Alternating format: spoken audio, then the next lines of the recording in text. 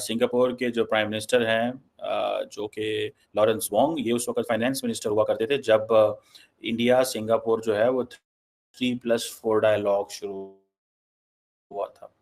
और अभी वो 2024 मई में वो प्राइम मिनिस्टर बन गए हैं। 2014 में जब प्रधानमंत्री बने, इन्होंने सार्क नेशंस को इनवाइट किया अपनी स्वेरिंग इन सेरेमनी पे।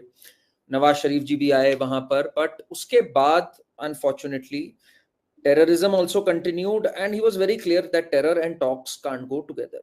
हुकूमत अख्तर मेंगल को मनाने में नाकाम हो गई। अख्तर मेंगल ने वाजे किया कि वो इस्तीफा वापस नहीं ले रहे। वज़ीर दिफा ख्वाजा आसिफ का कहना है कि वो lieutenant general retired Faiz Hamid के वादा मुआफ गवाह बनने की पेश कोई नहीं कर सकता।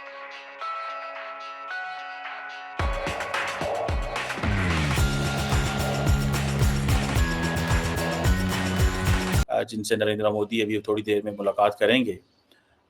इंडिया ऑलरेडी इस चीज़ को जानता था कि सिंगापुर की अहमियत क्या है और इसको कैसे लेके चलना है। आपको पता है कि नरेंद्र मोदी जो हैं वो 3 जनरेशन्स ऑफ जो टॉप लीडरशिप है वो उससे मिलेंगी। एक तो ये जो मौजूदा प्राइम मिनिस्टर हैं लॉरेंस वोंग, उनसे मिलेंगे। जो पिछले प्राइम मिनिस्टर और सीनियर मिनिस्टर थे ली हेसन लूंग, उनसे मिलेंगे। और एक और इनके former prime minister and Emirates senior minister रहे हैं गो चोकटोंग। और सो नरेंद्र मोदी जो हैं वो एक ऐसा इम्प्रेशन देना चाहते हैं कि हमारे सिंगापुर से जो ताल्लुकात हैं वो बड़े जनरेशन्स पुराने हैं and all this is one of the source of foreign direct investment in India. मेरा ख्याल है तकरीबन 11-12 अरब डॉलर की इन्वेस्टमेंट जो हैं वो हो रही हैं। सो आसियान में इंडिया सिंगापुर को बहुत अहमियत देता है। अब जिसे मैंने कहा कि फोकस किस चीज़ पे है, आई विश के पाकिस्तान की लीडरशिप यार इन सवालों पे भी बात करे। मैं अब जो चीज़ें आपको बताने लगा हूँ आप देखिएगा। Have we ever heard a Pakistani Prime Minister talking about digitization, connectivity, advance manufacturing? क्या इस बला का नाम है जो इंडिया और सिंगापुर जिस पे फोकस करने लगा। ठीक है जी। तो दूसरी बात क्या है कि नरेंद्र मोदी जहाँ जाते हैं पहले उनके मिनिस्टर काम कर लेते हैं, पहले उनकी ब्यूरोक्रेसी उसके ऊपर काम कर लेती है, फिर वो अपने वजीर आजम को भेजते हैं। हमारे यहाँ क्या होता है कि हमारे प्राइम मिनिस्टर पहले चले जाते हैं, हमारे मिनिस्टर और ब्यूरोक्रेसी बाद में फॉलो करती है। हमारा काम ही डिफरेंट है क्योंकि हमने टच देना होता है ना, ऊपर से टच आना होता है। हमारे आर्मी चीफ पहले जाएंगे, बाद में ब्यूरोक्रेसी भेजेंगे। हमारे प्राइम मिनिस्टर पहले जाएंगे, बाद में भेजेंगे। सो हमारे तो बहुत पुठे काम है, इतने पुठे काम है कि आपकी सोच हो सकती है। मैंने आपको बताया कि इंडिया आसियान जो है वो इंडिया बेसिकली तो असल में लार्जली जिस चीज़ को देखना चाहिए वो है चाइना। ठीक है जी। और दोनों मुल्क जो हैं वो डिफेंस पे, इंडिया बेसिकली सिंगापुर को डिफेंस कोऑपरेशन पे करना चाहता है। Singapore is already very close with the Americans, लेकिन आप इंडियन चाइनीज जो है वो बड़े स्मार्ट हैं। चाइनीज किसी को कुछ भी नहीं कहते, चाइनीज किसी को कुछ भी नहीं कहते। चाइना जो है वो आसियान का एक बड़ा डायलॉग पार्टनर है सिंस 1991। ठीक है जी। 2003 में इंडिया चाइना आसियान पार्टनरशिप जो है थी as a strategic partnership. China ने फिर अपना एक एम्बेसडर भी 2012 में आसियान में लगा दिया। And Singapore is important, Singapore is an important player in this सारी गेम के अंदर। ठीक है। सो मुझे ऐसा लगता है जो साउथ ईस्ट एशियन नेशंस हैं सारी की सारी, they are very uncomfortable pushing back China. And इस सिचुएशन के अंदर क्या लेना है, कैसे जो है वो जिसे कहते हैं ना कि चाइना के साथ इंगेज करना भी ज़रूरी है, अमेरिका के साथ ताल्लुकात भी ज़रूरी हैं। ठीक है जी। अब तमाम रीजनल लीडर्स इसी पे लगे हुए हैं। ठीक है। और आप देखिए कि आइंदा आने वाले दिनों में नरेंद्र मोदी अपनी स्पेस बनाने चले गए हैं वहाँ पर। नरेंद्र मोदी जो है वो उस चीज़ को पता है कि आसियान ने 2021 में कॉम्प्रिहेंसिव स्ट्रेटेजिक पार्टनरशिप साइन की चाइना के साथ। ठीक है जी। और अपने ताल्लुकात को उन्होंने जिसे वो कहते हैं ना, जैसे मैंने पहले बताया कि स्ट्रेटेजिक पार्टनरशिप 2003 में की, लेकिन in the mist of in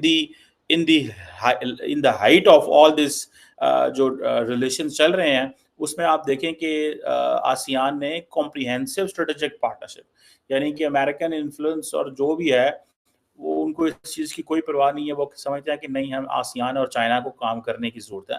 and regional comprehensive economic partnership भी है, इनकी मौजूद है, फ्री ट्रेड एग्रीमेंट भी है। दूसरा चाइना का बेल्ट एंड रोड इनिशिएटिव जो है वो भी साउथ ईस्ट एशिया में प्रोजेक्ट्स हैं। चाइना लॉस से एक रेलवे है का प्रोजेक्ट। तो वो पूरी चीज हट गई। और आज जब नेबरहुड फर्स्ट बोलते हैं प्रधानमंत्री भी और एस जयशंकर भी, तो they do not include Pakistan in that. आपकी जहां तक बात रही कि भाई ये है एक ग्लोबल इवेंट है, एक रीजनल इवेंट है, एससीओ का इवेंट है, शंघाई कॉर्पोरेशन का, बट इसमें Pakistan is just a host. But still एक मैसेज इससे जाता है कि भाई जब तक टेररिज्म नहीं कर्ब होता, और पिछले कुछ दिनों में अनफॉर्चुनेटली जम्मू में जो हमने इंसिडेंट्स देखे टेररिज्म के वो बड़े हैं जम्मू में। मेरे तो अभी तक एक बात नहीं समझ में आती कि पाकिस्तान जो कि इतना ज्यादा चीजों से ग्रैपल कर रहा है अपने नेशन में, whether it is spiralling inflation, unemployment, एक इकोनॉमी जो कि रिकवर करना चाह रही है, वो कैसे अभी तक टेररिज्म को नहीं कंट्रोल कर पा रहा है और इस बारे में खुल के सामने नहीं आ रहा है, मुखालफत नहीं कर रहा है अपनी सॉइल से होते हुए टेररिज्म की, एक डिप्लोमेटिक जेस्चर भी नहीं छोड़ पा रहा है वो कि yes we condemn what is happening, at least ये तक बोल पाए। तो फिर ऐसे में आई थिंक अगर prime minister goes ahead with something और the foreign minister goes ahead with something, इसको इंडिया में पॉजिटिव तो दिखा ही नहीं जा सकता, इसमें कोई शक ही नहीं। दूसरी बात, not just terror and talks, Pakistan ने एक नई पहल करी, that terror and trade can not go together. मतलब टेररिज्म तो चली रही थी और Pakistan curved trade with India after जो आर्टिकल 370 का रिमूवल हुआ 5 अगस्त 2019 को। So this was a move coming from Pakistan. मतलब इट इज क्वाइट फनी कि पाकिस्तान कह रहा है हमें ट्रेड नहीं करना आपके साथ, पाकिस्तान कह रहा है हमारे हाई कमिश्नर वहां नहीं रहेंगे, आप पहले अपना ये ठीक करिए, ये करिए। तो उसके बाद तो फिर मतलब सोने पे सुहागा था वो। ऑलरेडी पीपल वर क्रिटिकल कि इंडिया को बात करनी चाहिए। प्राइम मिनिस्टर ने काफी अपना पॉलिटिकल कैपिटल हमेशा दांव पे लगाया है टू टॉक टू पाकिस्तान। मुझे आज भी याद है जब वो नवाज शरीफ के घर में शादी पे आए थे एंड ठीक उसके बाद पठानकोट हुआ था, मेनी पीपल वर क्रिटिकल कि अरे प्रधानमंत्री को क्या जरूरत थी वहां जाने की, बट उन्होंने एक बोल्ड स्टेप लिया कि भाई देखते हैं how it goes. So he really wanted peace, but now it doesn't look plausible to him also, और जनता को भी इस समय ये ठीक मूव नहीं लग रहा सेंटिमेंटली। लेकिन सिर्फ पाकिस्तान के लिए ही क्यों इतनी ज्यादा स्ट्रिक्टनेस है या इतना ज्यादा नेगेटिव, या कह लीजिए कि हर चीज को जो है वो रिजेक्ट करने वाली बात आती है। अगर हम बांग्लादेश को देखें तो बांग्लादेश के साथ भी बहुत टेंशन रही है, और अभी जो रिसेंटली जो कुछ हुआ उसके बाद, लेकिन बांग्लादेश के लिए उस किस्म की स्टेटमेंट या उस तरह की बात भारत की तरफ से नहीं की गई। इवन चाइना का मैं आज ही देख रही थी कि न्यूज जो आई है वो ये कि चाइना और भारत भी आपस में बातचीत करने के ऊपर आए हैं और उनके जो भी डिफरेंसेस है लद्दाख को लेकर और दूसरी चीजों को उसको सॉल्व किया जा रहा है। तो पाकिस्तान के साथ क्यों इस तरह की बात है? आरजू जी, मैं इसको थोड़ा क्लियर बोलूंगा, आई होप आप ना माइंड करें, आपके व्यूअर्स ना माइंड करें, बट अनफॉर्चुनेट रियलिटी है ये कि चाइना के साथ हो चाहे बांग्लादेश के साथ हो, टेंशन है, इश्यूज हैं, और एक नफरत नहीं है।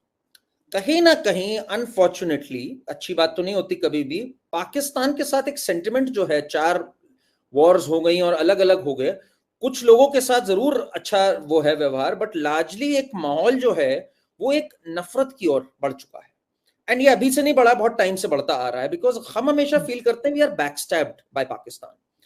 राइट आफ्टर लाहौर का जो चल रहा था, पीस बस यात्रा हुई, वाजपेयी साहब वहां पे गए, एंड उसके इमीडिएटली बाद Kargil happened, and Pakistan also admitted this, चाहे वो नवाज शरीफ साहब हो चाहे शहबाज शरीफ हो, उन्होंने बात मानी भी। राइट आफ्टर जब प्राइम मिनिस्टर मोदी गए नवाज शरीफ की शादी में, उसके बाद पठानकोट होता है।